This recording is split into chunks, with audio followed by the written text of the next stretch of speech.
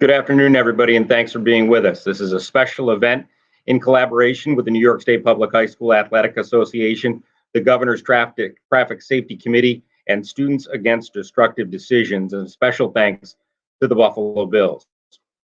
My name is Chris Watson. I'm the Director of Communications for NYSPA, and we want to welcome you here today for today's event. And the goal is to demonstrate and educate what can happen when you're distracted, whether it be in life or behind the wheel. At this time, I want to welcome in Karen Torres. Karen is a motivational road safety speaker for the past 10 years.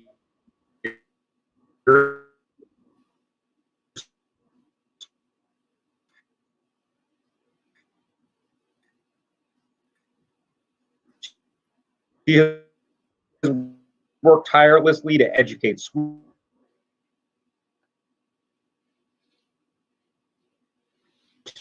New York Governor's Traffic Safety Committee, and is considered one of the most speakers for distracted driving.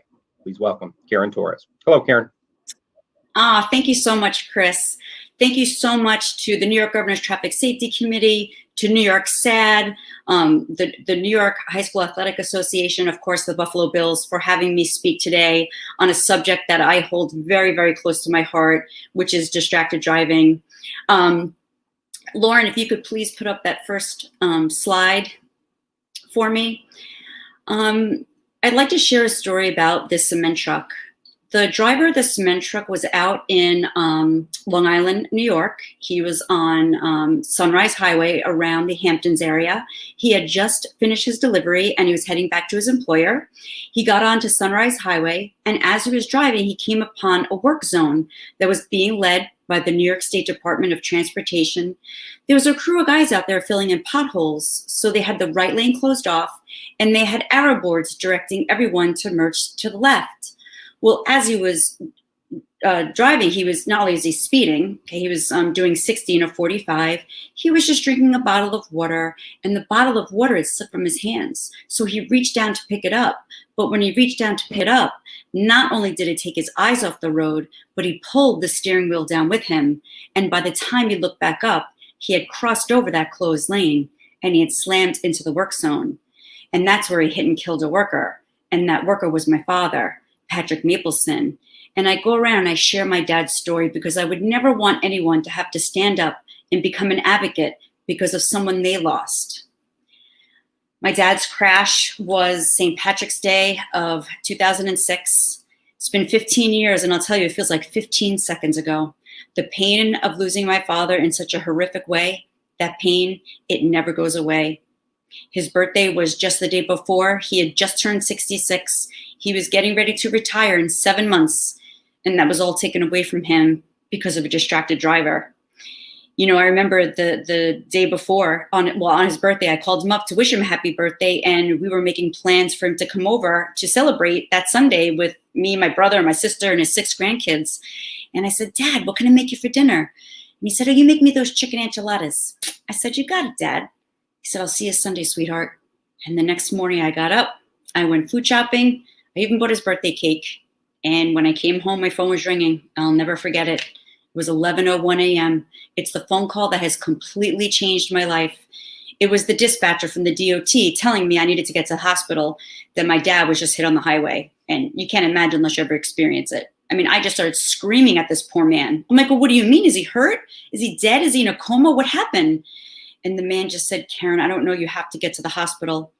You know, I always say, thank God my husband was home to drive me that morning because I was shaking so uncontrollably. I never experienced that before. I couldn't stop myself from shaking. And we got into the car, and I remember we pulled into the emergency room, and I saw the ambulance and 2 Suffolk County police cars, and my heart just sank. And as I walked into the room, there was a nurse there, and she said, "Are you Patrick's daughter?" And I said, "Yes." And she put her arm around me, and I went, "Oh my God, my father's dead. My father's dead. He's dead." And then I saw my sister walking down the hallway with 2 doctors, and I mean, forget it. The 2 of us were just screaming. I remember hugging her saying, "Lori, they have the wrong family because I just spoke with Dad 14 hours ago. He's coming over Sunday for dinner. Like, I just went and bought his cake. Like, this isn't happening to me. Like, this doesn't happen to my family. These are the families that you read about, you know, in the paper and on the news. It doesn't happen to your own family." And the doctor's trying to speak to me, and I cut her off and I said, "You know what? I want to go see him." And she said, Karen, I'm sorry, but you can't. And I said, why? Please, I want to say goodbye to my dad. And she said, you can't. I said, why? Then they explained what happened. So like I had said, my dad and his crew were out filling in the potholes. And anytime that there's a crew on a highway, they always have a DOT truck that has a big bumper on the back of it. It's called an attenuator. It's a crash mechanism. So God forbid something like this happens, that truck is positioned there to protect the crew. Well, the driver that was sitting in that truck can see the cement truck starting to veer to the right. So he started wailing on the horn and started screaming for all the workers to run. Well, the workers, they couldn't see what was happening. So they all ran to the left. But my dad ran to the right, literally right into the path of the truck. The driver of the cement truck told me that him and my father actually locked eyes, and my father stopped to try to shield himself from the impact. And that always weighs so heavy on my heart, knowing that my dad saw the whole thing coming. At 60 miles an hour, you can see my dad's head hit the bumper, and then he was run over. You can see his blood on the tire. My dad went up through that wheel well, and he was just thrown in the air like a rag doll. The passers, the witnesses that were driving by said they saw a man in the air like a rag doll. And when my dad landed, he was completely disfigured from the top of his head to the tip of his toes. And that's why they wouldn't let me go see him. She said, Karen, please just remember your dad the way he was. But see, my dad left his wallet in the work truck that morning, so they still needed a family member to ID him. And because they wouldn't let me, my brother, or my sister do it, my husband had to do it. My husband always says that, Karen, the nurse brought me into the room, and your dad was on the gurney in a body bag, and she unzipped it enough just to take out his arm. And I held his hand for a little bit, and he was still a little warm. He's like, I knew it was dad because dad had arthritis, so he had the bigger knuckles. He's like, but for you, I knew I needed to be 100% sure. So I asked them to unwrap his face. And my husband has always said that from that moment, his mind has been forever fractured. That poor man had nightmares for a year and a half. He had to go see a psychotherapist just to help him get the images out of his head. I can't even imagine what my dad looked like. I mean, I read my dad's 5-page autopsy report of injuries. 5 pages. But my husband had to witness that. And this is all because someone took their eyes off the road for just 2 seconds to pick up a water bottle. You guys, you will kill someone just like that. It's all it takes. It doesn't matter how long we've been driving. It doesn't matter what great safe drivers we all think we are, right? I'm driving over 30 years. I think I'm a great driver, but that's not what it's about. It's about those 2, 3, 4, 5 seconds that you choose to take your eyes off the road to do something else. That is truly what matters. The man that killed my dad, he was not a young, inexperienced driver. He was a retired New York City fireman. He spent his entire career saving lives. And that one poor choice he made that morning, that one really bad mistake, he has to live with the fact that he killed my dad. Did he go to jail? No. He was given a 90-day license suspension. I was given an urn with ashes, and he was given a 90-day license suspension. But he told me that my father's face is the first person he sees when he wakes up and the last person he sees before he goes to bed. So to me, this is where that prison sentence is, because I can never even imagine what it's like to live with something like that, ever. My dad's crew, some of these men, they couldn't go back to work for months after, months. You think about that core group of friends that you hang out with all the time. You're going to get that group of friends when you go to work. You create like a work family. So could you imagine walking down the street with your friends and someone gets hit and killed in such a horrific way and you witness that? I'm telling you, that pain, it's endless, endless. You don't just hit and kill one person. Not me, Karen Torres, the public speaker. I'm a wife. I'm a mother, I'm a daughter, I'm a sister, I'm an aunt, I'm a cousin, I'm a friend to so many. The holes in the heart that are left behind is just endless, endless pain. My dad was just one of those guys who had he had a job since he was 8 years old and worked hard his entire life. And he was just 7 months away from just getting a little shack by the water so he can fish and read. That's all he ever wanted to do. Now this is where we go visit him on the side of Sunrise Highway. No one should ever have to go to a roadside memorial to visit someone they love. Please, the next time that you think that you're invincible or that you're a passenger and you're too afraid to speak up and tell that person to give them you the phone so you can help them out, I hope that you think of me and think of my father and know that distracted driving kills. And it doesn't just kill a person. Remember, it kills a family and it kills friends. Thank you, Chris. Karen, I know you've done that presentation countless times. I don't think there's probably ever a time that it's easy, and I would assume that the first time people hear you tell this story, it resonates with them, not only in that moment, for the rest of their lives as well. How important has sharing your story and your dad's story been for you? Oh, it's just, the thought of my dad just being a check mark next to a highway fatality statistic, it burned. And now that I'm able to go out and honor him this way, it's the only thing that I think is the best way of honoring him is by sharing his story with the hopes that I can impact one person in my audience. Because if I do that, then I know that they're the ones that are going to help pay it forward. And that's what it needs, just one person at a time. One of the things, of the many things you said that will resonate with me, obviously, is the message that you pass on as a survivor, and you are a mother and a daughter, and Right. you have a family as well. The message that you deliver for your family to people within your circle, I think has to be just as important as anybody who might be viewing this online. I mean, it starts at home, right? Oh, absolutely. And it's been, my daughters, of course, were young when this had happened. So now I have, both of them are driving, and it's just engraved in their head not to use their phone, and they share it with their friends. And even when my 17-year-old daughter, when she was younger, she was scared because one of the moms that she was in the car with was using her phone, and she called me to go get her because I told her that if this is what's happening, you come and call me and I will come pick you up. No one should ever be afraid to speak up. Yeah. That's the most important part.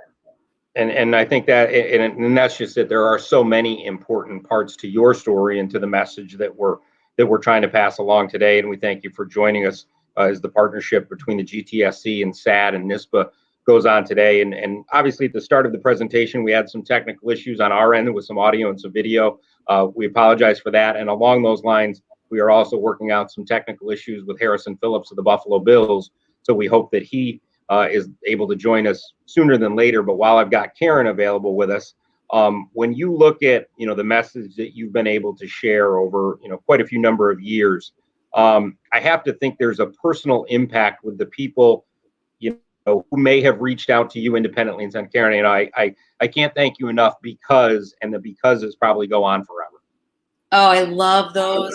I love when I get an email or I get a message from a parent who would say, my child saw your presentation today at their high school, and they never talked to me about school, but they came home and they told me about your assembly, and thank you so much because, they know now, and they already told me, don't you dare touch your phone when you're driving. And to me, there's so many different examples of distraction, like to understand it's not just about your phone. Like, look at my dad. It's literally the seconds it took to grab something off the floor. There's so many family members that I have been in contact with and who I admire so much. I call them my advocate family, who have lost loved ones of something so simple. And the word here we're looking at is preventable. My dad was killed, and it was 100%, preventable. It never, ever should have happened. The man that killed my dad, he had a nervous breakdown. He was in the hospital for 30 days. And kids have to know, and even adults. I've worked with a legislator once who said, I don't ever say anything when my friends are using their phone. I'm like, why? If you knew getting into that car, you were about to drive to your death, would you ever get in that car? Of course not. So why are we allowing other people to choose our fate? Because we're afraid to say something?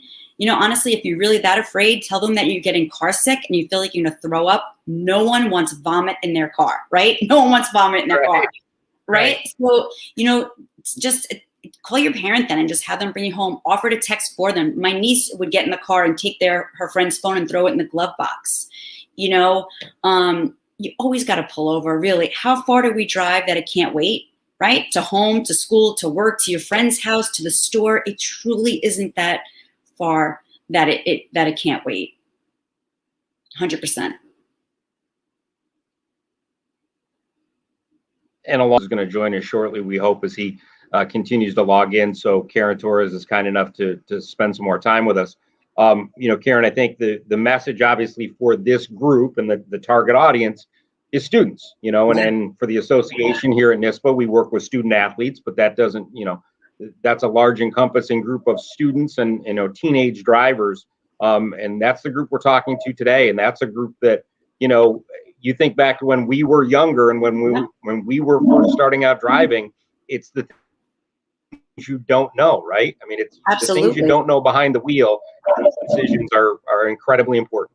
And that's what I say to them when I first, I love speaking to 11th and 12th graders because they are the new set of drivers. And as new drivers, this is when you're going to pick up your good and bad habits. So, I try to get through to them before they make those bad habits. And, you can always put on that do not disturb while driving app.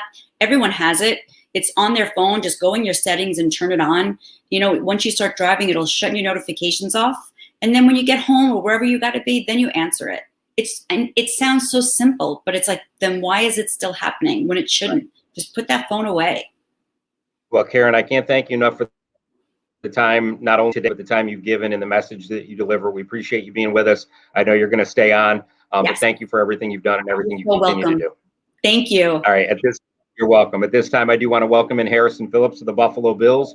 Harrison is entering his 4th year with the Bills, drafted in the 3rd round by Buffalo in 2018 out of Stanford University. He grew up in Omaha, Nebraska. Past year was the Bills recipient of the Walter Payton Man of the Year Award, one of the most prestigious awards in all of sports.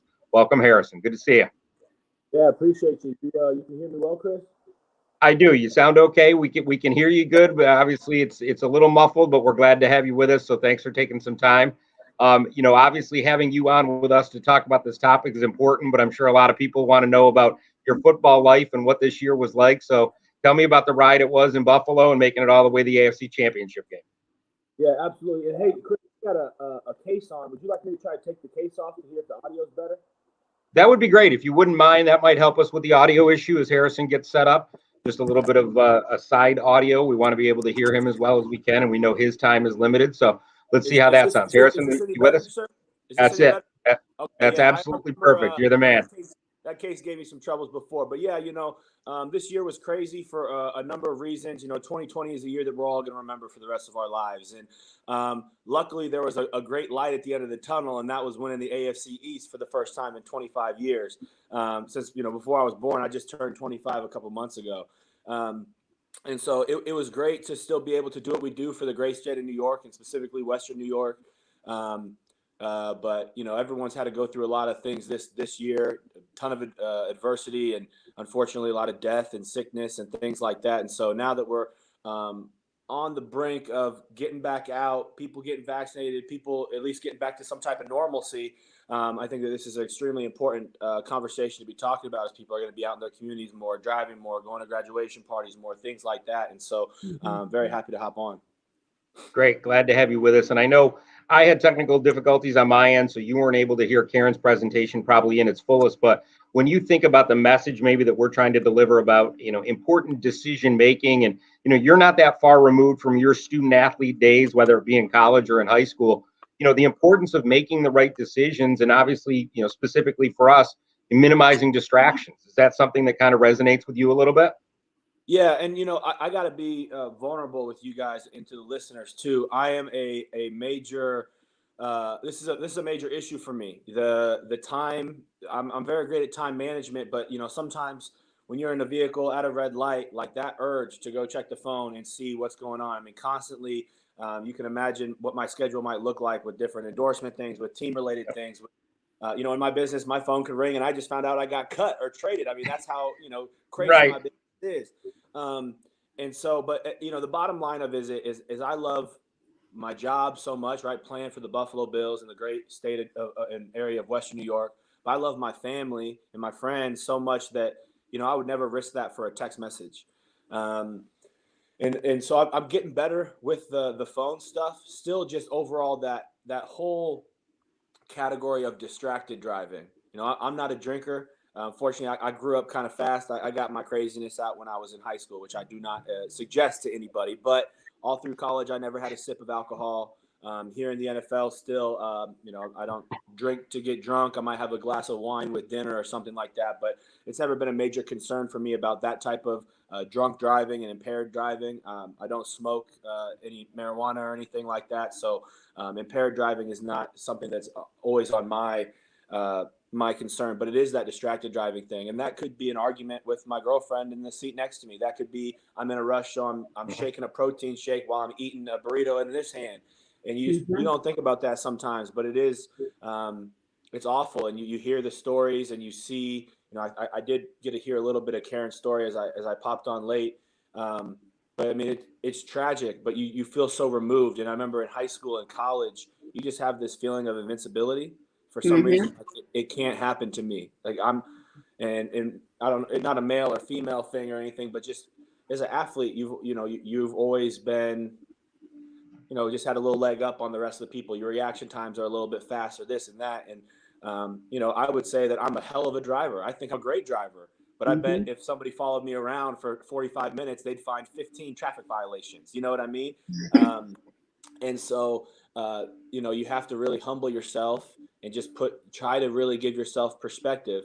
I tore my ACL a couple of years ago, and I thought it was like the end of my world, like the worst thing that could ever happen to me. And so I went out and I started visiting children who are dying of cancer and, veterans who lost limbs in war and got a better grip on reality and what really I'm going through versus that.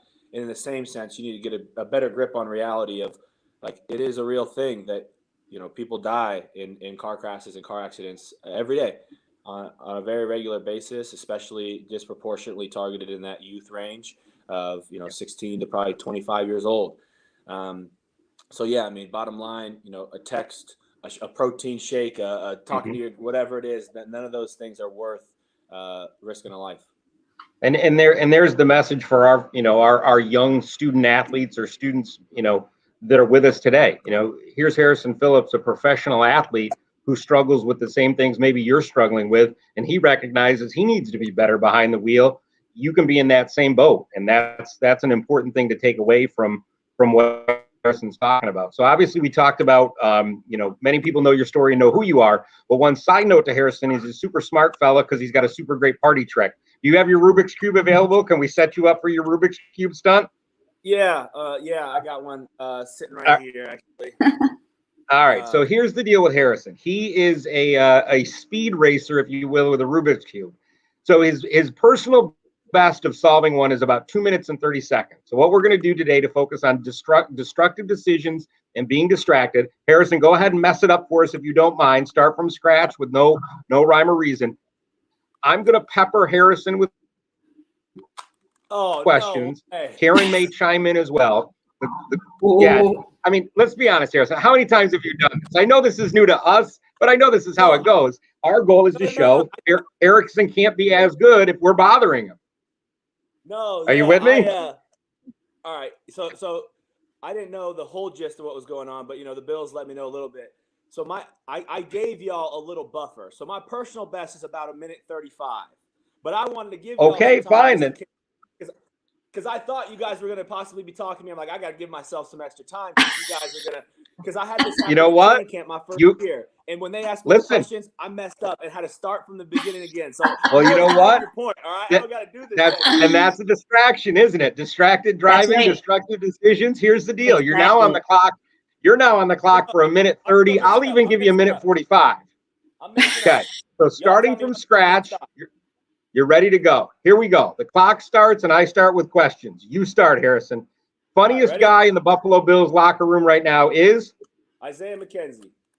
Okay. Let's see. Favorite place to eat in Omaha? I can't. I don't know. I'm just going to say Chipotle so I can get to the next question. That doesn't count, but I'll let you slide. Who did you record your first career sack against? Eli Manning. Good job. I knew that one as well. You put down in a bio somewhere you loved Ellicottville. Why do you love Ellicottville so much? Mainly because Jim Kelly takes me up there to his lodge. It's an absolutely beautiful place. And, there's always something kind of fun to do up there, outdoorsy and nature-like, Cool. I'll expect my invite for next summer then after we get done. Why do you wear number 99? I was number 66 in college, and when I got to the NFL, they said that was an ugly defensive lineman number, and they made me choose a different one. And so I chose 99 because it was 66 flipped upside down. Smart man. When is your mother's birthday? February 2nd, Groundhog's Good Day. job.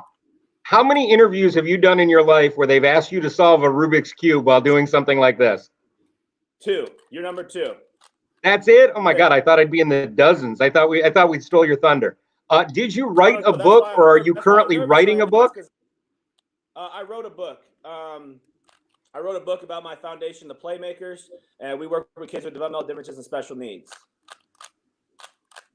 That's very cool. We'll talk about that. Hey, do you ever skip leg day? I'm doing good.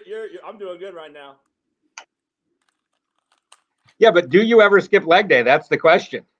No, I can't, especially after I suffered a knee injury. So leg day is my favorite day. I do it twice a day. When it's leg day, I do it a handful of times a week.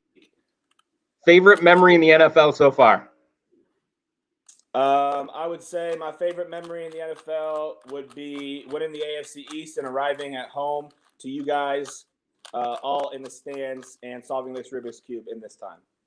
Oh, so you did it. Oh, Harrison, that doesn't look perfect to me. But here's what I'll do. I will let you off the hook. We will stop the clock, and here's why. You're at 2 minutes and 18 seconds, which by your own admission is over what would be your personal best. And could you admit that me bothering you the whole time was a distraction, and it cost you precious seconds? Yeah, absolutely. I mean, and my answers that I gave you weren't extremely truthful either. They were just like the first thing that came to my mind. You think, you know what I mean? You're telling me Chipotle isn't the best place in Omaha? I'm shocked. I know there's so many great Omaha establishments are probably be so mad if they see this. Oh, that's funny. Here's what we'll do. Tell you this? I won't ask you. Oh, go ahead. No, I was going to say, I won't ask you all the same questions when we do this again in a week, but I'll let you have a read you on that one question when we do it again. You can have one freebie, and that's your freebie. How's that? Yeah, okay. If that I'll come more prepared. I can't do my hometown like that. I'm back in Omaha right now. I came back just for the weekend quick to buzz back up to New York, but it'll just be one of the spots I go to while I'm home, I'm sure. Fair enough. Karen, what do you want to say? Well, when you were doing the Rubik's Cube, when I was younger, the Rubik's Cube just came out. So you could see how much older that I am of you. And everybody in the neighborhood was trying to do it. And so my sister thought she was really sly and slick. And she took all the colors off and she put them on to make it look like she solved it. And then I told, and she beat me up. So I probably the last time I ever told on her again, but yeah, it was she's like, I did it. I'm like, no, you didn't. And then it's hard. I tried to do it, and it's forget it. I used to feel kind of good about myself, like I said, 9 times out of 10, if I sit by myself and do it, I'll solve it just under 2 minutes. Wow. There's a documentary out on Netflix of like the world. Yes, I saw it. I couldn't believe it. I'm like, what? It's insane. There's literal conferences. There's conferences on this. Yeah, we can agree that it's insane. Yep, we can agree that that's hard. It's tough. It's complex. It's even harder when you're distracted. So imagine trying to drive and be distracted, because that's the message we want to drive across. Harrison, before I let you go and before we wrap it up, obviously you've been a part of the presentation about the distractions. You were open on it and honest about how you interact when you're behind the wheel. If you've got a message for folks to take away, either students or student athletes, about today's program, what is it that you want them to know about this? Yeah, I mean, the reality is there's nothing I can say that they haven't heard already. Hopefully maybe coming from my mouth, it's a little bit differently. But look, I mean, it is true. Like, we totally do not perform at our highest level whenever we're distracted. You can think about that in your sport. You can think about that in a classroom taking a test if you're worried about other things. I've even had situations driving where I'm just like thinking about something, still looking at the road, and all of a sudden I get way too close to the car in front of me or running,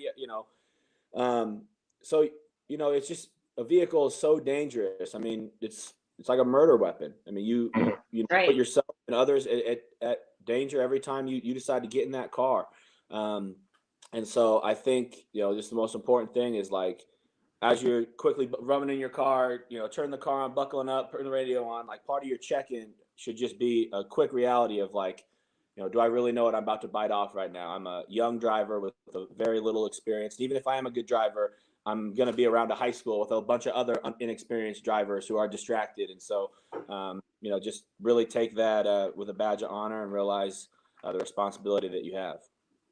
Awesome. Harrison, can't thank you enough for carving out some time for us today. Appreciate you being with us.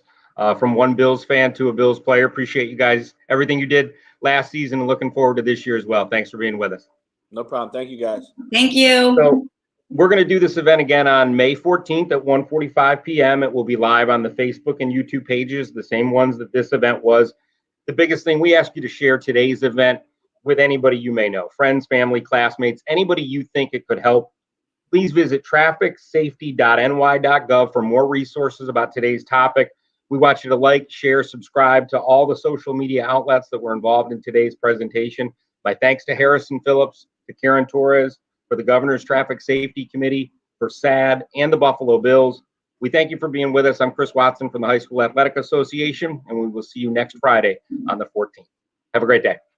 Bye.